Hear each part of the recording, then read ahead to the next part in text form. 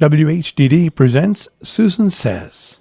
I spent an incredible day yesterday at the Javits Center attending a conference on hate, yes, and tolerance too, and so much more. It was the Anti-Defamation League's fourth conference called Never is Now. That plays off the theme of never forget regarding the Holocaust. I had once worked at the Anti-Defamation League doing special events and running their speakers bureau, and this was a really special event. Over 1,800 participating people learning, teaching, and honoring two great humanitarians. One, my favorite comedian, Sacha Baron Cohen.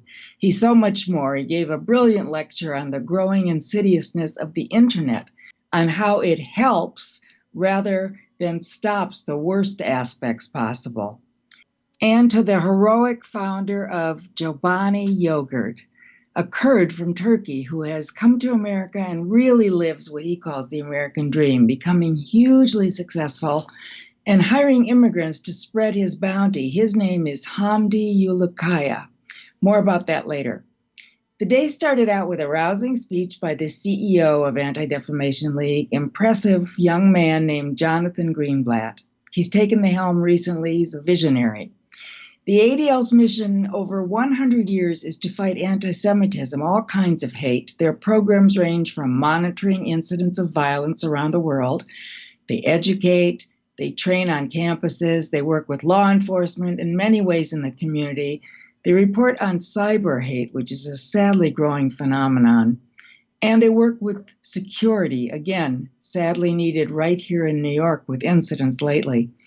From several different but all relevant and important panels, I chose Anti-Israel versus Anti-Semitism, a workshop examining the difference where they overlap. It was very nuanced.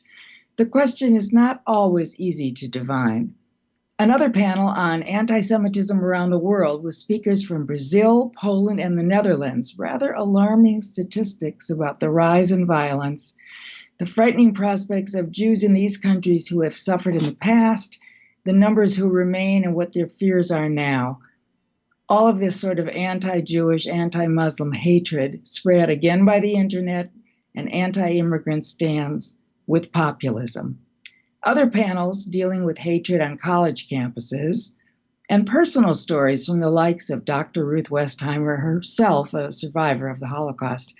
I was happy to see former New York Police Commissioner Ray Kelly. He now works in security, combating anti-Semitism around the world.